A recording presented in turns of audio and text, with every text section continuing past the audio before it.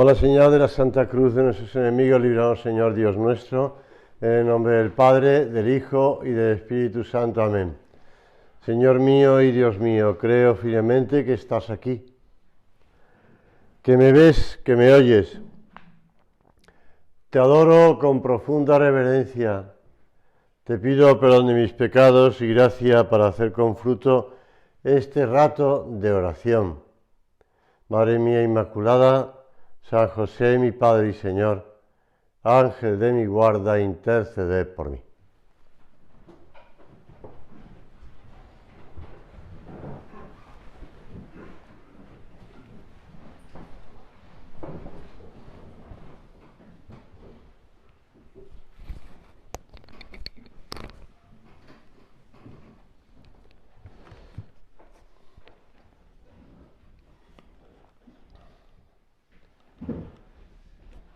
Recientemente leíamos en el Evangelio de la Misa unas palabras de San Marcos.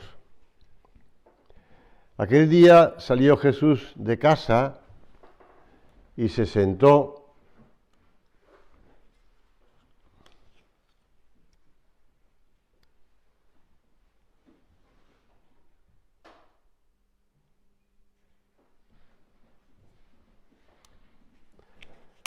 Aquel día salió Jesús de casa y se sentó a la orilla del mar. Se reunió en torno a él una multitud tan grande que tuvo que subir a sentarse en una barca, mientras toda la multitud permanecía en la playa. Y se puso a hablarle muchas cosas con parábolas. Entonces ahora viene la parábola del sembrador. Salió el sembrador a sembrar, y al echar la semilla, parte cayó junto al camino.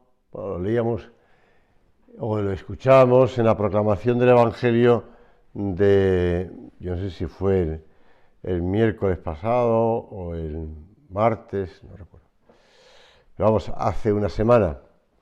Y el Señor termina diciendo: el que tenga oídos para oír, que oiga. Esta parábola es un nuevo comienzo en el ministerio de nuestro Señor. Hasta entonces su enseñanza había sido clara y explícita, fácilmente comprensible para la gente que le seguía. Podemos entender la sorpresa cuando, después de una hermosa descripción del sembrador y la semilla, algo que ya digo que el Señor utilizaba ejemplos de la vida cotidiana del pueblo, en lugar de explicar la parábola terminó diciendo, además de un modo fuerte, ¿no? El que tenga oídos, que oiga.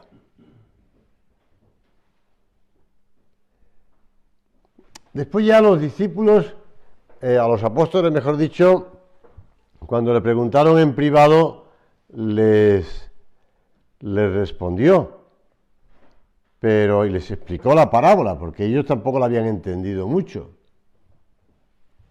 Y tú dices, bueno, es que también las parábolas a veces era un modo muy habitual.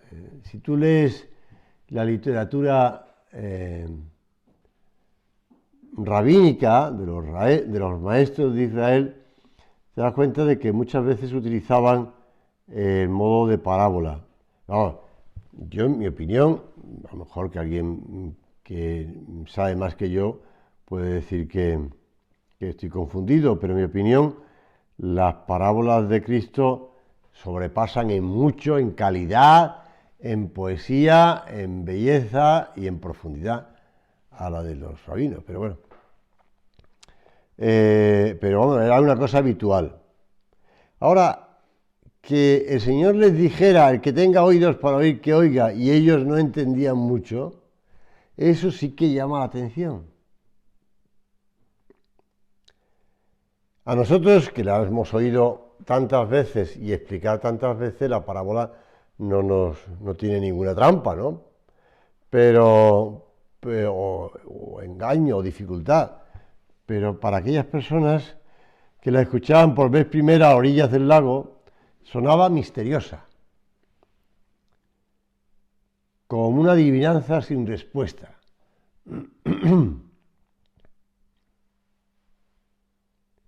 Al enseñar en parábolas y dar la clave de su significado a los apóstoles, Jesús les dio la autoridad para enseñar en su nombre. Es decir, estaba como a ellos revelando. Recuerdo el año pasado que un chico de 12 años que tenía un canal de YouTube y se enteró que yo tenía un canal de YouTube y me dijo, pues oye, dígame cuál es, porque tal, y me voy a suscribir. No te suscribas porque las meditaciones que tengo allí, pues tampoco para ti. Pues sígame entonces usted a mí. Y bueno, ¿y tú qué haces en el canal de YouTube? Cosa que no hice, claro. No quiero entremezclar nada. Pues yo enseño a el cubo de Rubik. ¿Sabéis lo que es, no? Bueno, pues enseño a hacer cubos de Rubik, y a poner en todas las caras un color, un uniforme en cada cara, o bien si son de forma curva, o bien si son de 4 o son de 6, hay de todo. El otro día vi uno que era de 20 trocitos en cada cara, una cosa de estas. Pues no sé si eran 20, pero eran muchos. Entonces el chaval pues tenía un canal de YouTube donde subía vídeos donde hacía el canal de Rubik, el cubo de Rubik. Me hizo mucha gracia. Bueno, él estaba enseñando a entender el cubo de Rubik y cómo hacerlo. Cosa que no sé hacerlo. Debo reconocerlo que le he dedicado muy poquito tiempo, también es verdad, pero bueno. Pero el Señor lo que hace a los apóstoles es darle la clave de interpretación de la parábola. Y en ese modo está manifestándole la autoridad que tienen ellos después para predicar. Pues así es el comienzo de la autoridad docente en la Iglesia. ¿Por qué les hablas en parábolas?, les preguntaron los apóstoles. Porque a vosotros se les ha concedido conocer los misterios del reino de los cielos, pero a ellos no se les ha concedido. Volvemos otra vez a... ¿Por qué pones estas dificultades, Señor?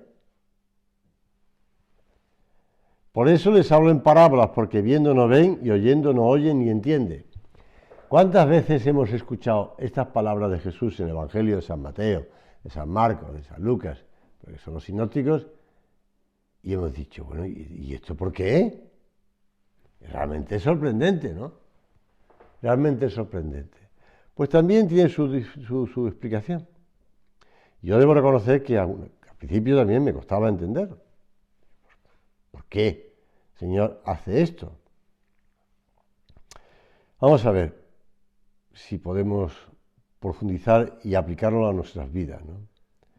Aquella multitud no podía comprender las verdades espirituales sobre el reino de los cielos porque ellos, sus oídos, sus ojos, sus mentes, estaban apegadas a las cosas de la tierra y se negaban a entender las cosas sobrenaturales. Esas personas no mostraron disposición de ir hacia Cristo y de tratar de comprender lo que Él les había enseñado. Y después de escuchar la parábola seguían igual, Después de escuchar las parábolas seguían igual. Aquellos hombres tenían el corazón duro. El apego a los pecados son obstáculos grandes que impiden discernir las verdades eternas. Te puedes encontrar con muchas personas que han oído a Jesús, que han leído a lo mejor el Evangelio. El otro día un político comentaba algo sobre el Evangelio y decía, yo no puedo creer en esto. Como esta gente, tenían el corazón duro, Los discípulos de Jesús sí estaban dispuestos a oír. Por eso el Señor se lo explica. Por eso se acercan a Él en privado y Él se lo explica. Y es que tú, Señor, si ves un corazón hambriento, tú quitas el velo que abre nuestro entendimiento y nos dejas ver y escuchar y comprender las verdades eternas del reino de los cielos. Tú, Señor, nos abres la mente para que podamos entenderlo. No basta con oírlo. Ahí tiene que haber esa apertura, y eso va a hacer el Señor en nosotros, pero viendo nuestra disposición, claro está, viendo nuestra disposición. Te digo esto porque el Señor tantas veces en su predicación habla de las verdades eternas y habla de la muerte. Por ejemplo, cuando el Señor le dice, vamos a Jerusalén porque vamos a Betania, porque nuestro amigo Lázaro está dormido y hay que despertarle. Y los discípulos, los apóstoles dicen, ya se despertará si está dormido, ¿no? Pero el Señor le tiene que explicarle que estaba hablando de la muerte física. Cuando Él habla de la muerte eterna, es cuando utiliza la expresión muerte. Entonces, el Señor habla con frecuencia de las verdades eternas y muchas veces no le entienden. No le entienden y tienen que explicárselo y abrirle las mentes a los que están dispuestos, a los que están. No, si pasa en el momento de la muerte de la cruz de Jesús, cuando aquellos que estaban allí, aquellos príncipes de los judíos, se burlan del Señor. A ver, pero tú no eras el que decías que ibas a reconstruir el templo en 3 días, pues venga, baja de la cruz y creeremos en ti. No entienden. Cuando resucitó Lázaro es en cuando toman la decisión de acabar con Cristo y con Lázaro, con los dos. Porque Lázaro era un obstáculo también. Un tipo que estaba muerto. Llevaba 4 días muerto y aparece allí andando como que más. Pues la muerte, decía don Javier, el anterior operador del Opus Dei, con la muerte concluye el tiempo de realizar buenas obras y de merecer ante Dios. E inmediatamente tiene lugar el juicio personal de cada uno. En efecto, forma parte de la fe de la Iglesia que cada hombre, y ahora cita el Catecismo de la Iglesia Católica, cada hombre después de morir recibe en su alma inmortal su retribución eterna en un juicio particular que refiere su vida a Cristo, bien a través de una purificación, bien para entrar inmediatamente en la bienaventuranza del cielo, bien para condenarse inmediatamente para siempre. Bueno, son cosas que el hombre mundano no entiende, ni quiere entender, y el Señor tiene que ir a los que están bien dispuestos, se la va revelando. Por eso nosotros que estamos aquí haciendo el curso de retiro, también es bueno que meditemos sobre estas verdades eternas. La materia principal de este juicio pues versará sobre el amor a Dios y al prójimo, manifestado en ese cumplimiento fiel de los mandamientos y de los deberes de cada uno. Hoy día mucha gente elude considerar esta realidad, como si así pudieran evitar el justo juicio de Dios. Es más, le achacan a Dios el que no puede condenar a nadie, porque es injusto. Mientras que ellos siguen haciendo de su capa un sayo. Siguen haciendo lo que les da en gana. Los hijos de Dios, decía San José María, no debemos tener miedo a la vida ni miedo a la muerte. Efectivamente, no tenemos que tener miedo ni a la vida ni a la muerte. No hemos de tener miedo a esas realidades, a esas verdades eternas, a esas postrimerías, que se dice. ¿Por qué? Se cuenta, y el otro día lo recordaba, no sé si tú alguna vez has visitado un pueblo de Castilla que se llama Villalpando. Yo oí hablar de Villalpando cuando vivía en Vigo, porque uno que fue rector del seminario y después vicario general de la diócesis de Tuy Vigo, era, yo creo que ya fallecido, de Villalpando. Y entonces los seminaristas, bueno, los sacerdotes ya eran sacerdotes, que habían sido seminaristas con él en el seminario, gastaban las bromas de que el dulce más propio de Villalpando eran los feos. Y entonces jugaban un poco con que este hombre era un poco feo. Pero bueno, yo empecé ahí a hablar de Villalpando. En Villalpando tienes un cuadro en el que aparece Santa Rosa de Lima tentada, en una iglesia, tentada por el demonio. Y recordaba el sucedido de que el demonio se presenta ante una monja, no sé si era Santa Rosa de Lima o la que fuera, pero se presenta ante esa monja y le dice: mañana te tendré conmigo. Entonces ve que la monja le mira y no se inmuta.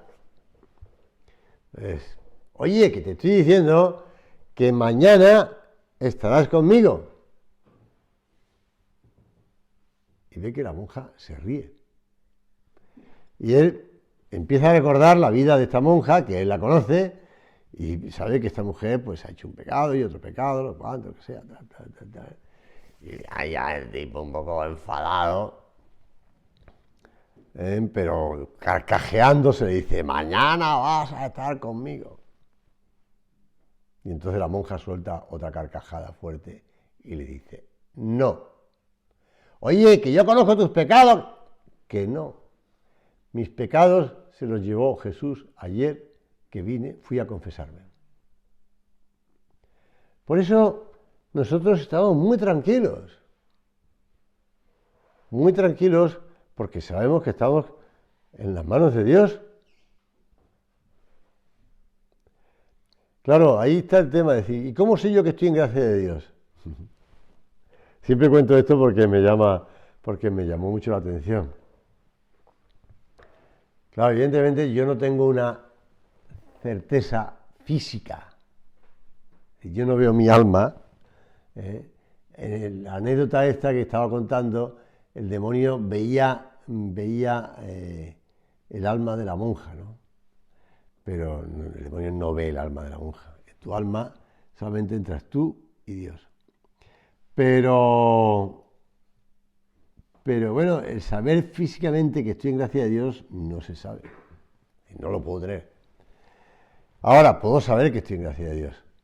Esa pregunta se la plantearon a Santo Tomás de Aquino y en la Summa Teológica, y la va respondiendo el tipo como hace Santo Tomás de Aquino. Es decir, pues parece ser que sí, porque no, pero, y dice, no, por tan. Bueno, pues estaba yo preparando a los niños de primera comunión hace ya 3 años, y yo creo recordar quién era. Y entonces el niño sigue o en primaria o en primero de ESO. Y entonces me dio por contarle a los niños, cosa que no he vuelto a hacer más, que hay una cosa que se llama sacramento de vivos y sacramento de muertos. Digo, no he vuelto a hacer más porque me parece que es un poco complicado, ¿no?, para los niños. Sacramento de vivos son los que hay que recibir cuando se está en gracia de Dios. Es decir, la comunión, el matrimonio, bueno. Y sacramentos de muertos, pues son los que se reciben cuando uno está en pecado. Por ejemplo, el bautismo, por ejemplo, la confesión, por ejemplo, bueno, la unción de enfermos también se puede recibir estando en pecado. Si no tienes capacidad para confesarte. Bueno, entonces le expliqué eso a los niños, así rápidamente, lo típico, que haces rápido además, Y un niño me preguntó, ¿y cómo sé yo que estoy en gracia de Dios? Claro, tú miras a una cosa así pequeñita, de 8 años, y, y piensas en la respuesta que Santo Tomás fue elaborando con tanto interés y con tantos folios y con tanta sabiduría, Santo Tomás de Aquino, que celebramos hace 2 días, y dice, ¿y ahora qué hago yo con esta criatura? Entonces lo resumí muy brevemente. Le dije, vamos a ver, ¿tú crees que Dios permitiría que tú estuvieses en pecado mortal sin tú saberlo? ¿No? Si tú sabes que está en pecado mortal, lo sabrías tú.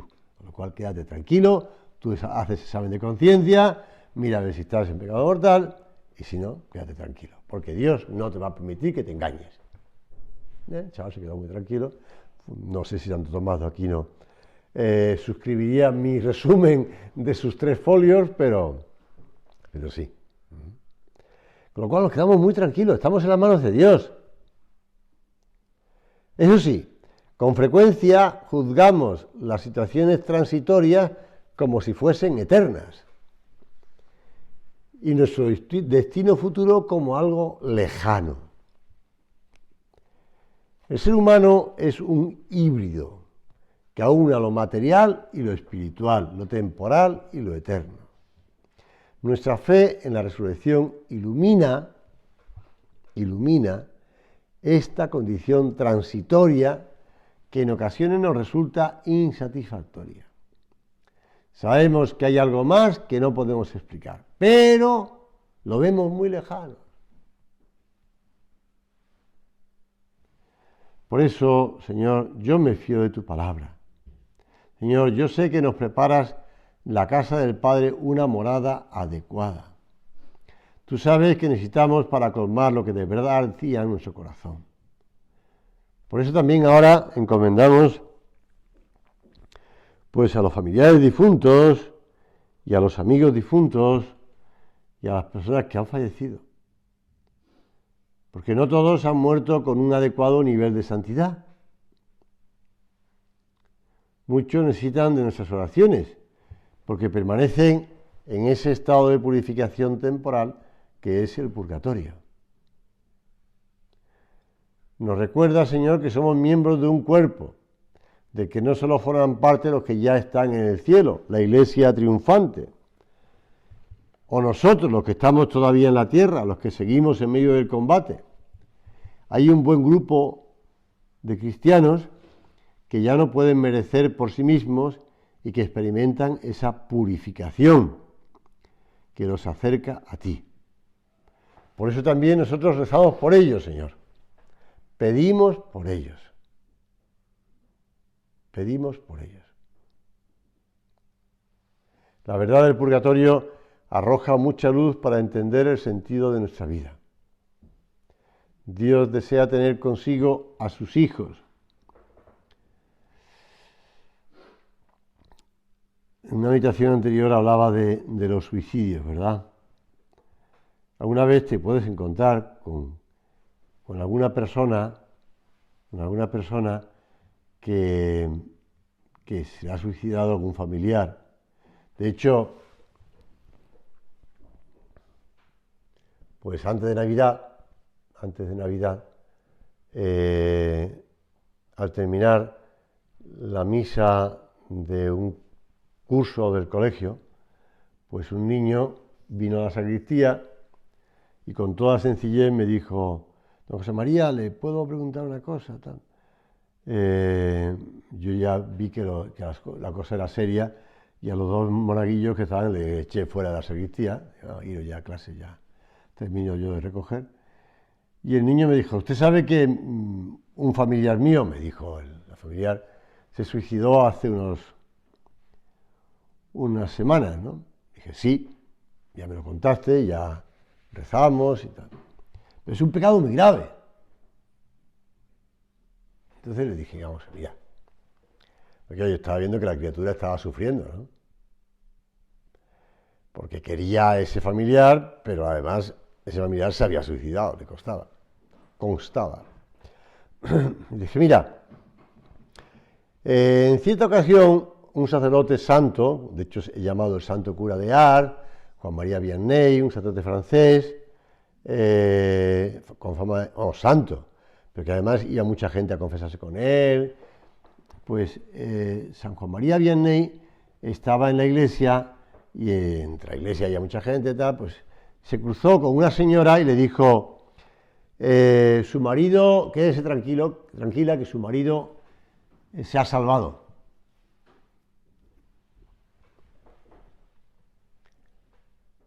Aquella mujer miró al cura de Ars como diciendo, ¿de qué me habla?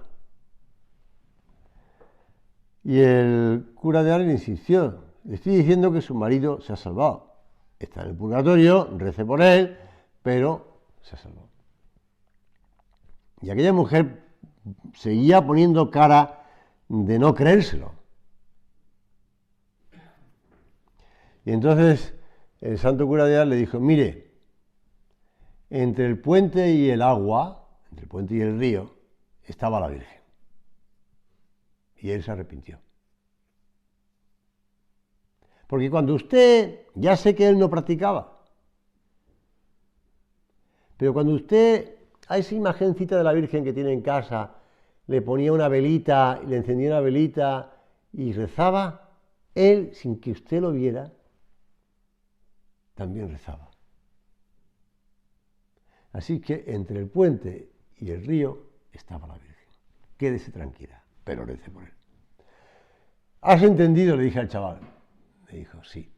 Dijo, mira, esta persona de tu familia, estoy segurísimo que entre el momento en el que se suicidó y se murió, en ese momento Dios tocaría su alma por tus oraciones de ahora, porque Dios tiene todas las oraciones presentes, y por la misa que acabamos de celebrar ahora, que hemos pedido por ella, y le removería, y aquella mujer, era una mujer, estoy seguro que se arrepintió, reza por ella, pero tranquilo, ¿vale? Y el chaval se fue, vale, se fue tranquilo. Bueno, porque es la verdad, pero claro, no se quita de en medio el tema del purgatorio, ¿no? Que hay que purificarse, que todos tenemos que purificarse. El Papa Benedicto XVI le preguntaron una vez, y él hablaba también de que él aspiraba a ir al purgatorio. Decía el Papa Benedicto, a un grupo de sacerdotes en Roma, cosa que me sorprendió. Pero bueno, aspiraba. Yo creo que el Señor le tiene tanto tiempo en la tierra para que se fuera purificando aquí y ya va a ir directamente al cielo. Pero bueno, esa ya es opinión mía. Bueno, vamos a pedirle, ya estamos acabando, a pedirle al Señor que también nos ayude a considerar el cielo. El cielo. El cielo, que además hay distintos cielos, porque todo depende de la capacidad de amar.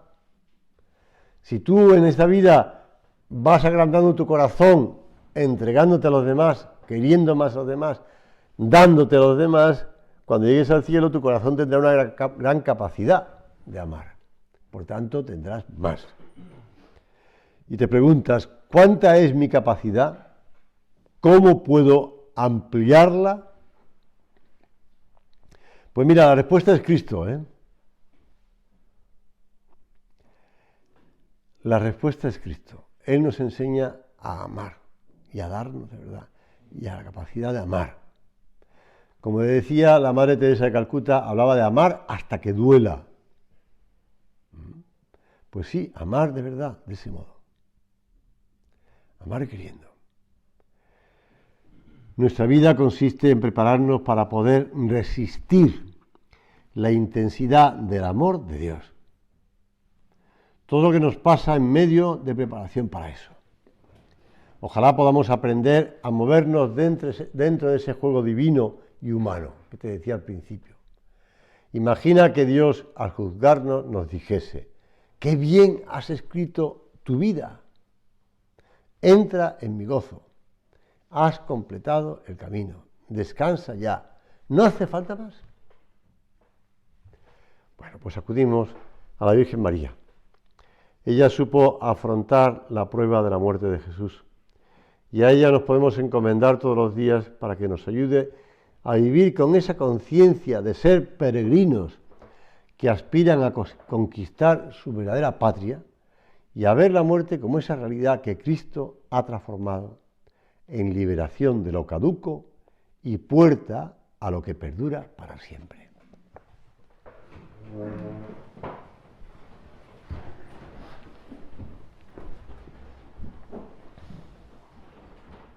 Te doy gracias, Dios mío, por los buenos propósitos, afectos e inspiraciones que me has comunicado en esta meditación. Te pido ayuda para ponerlos por obra. Madre mía Inmaculada, San José, mi Padre y Señor, Ángel de mi guarda, interceded por mí.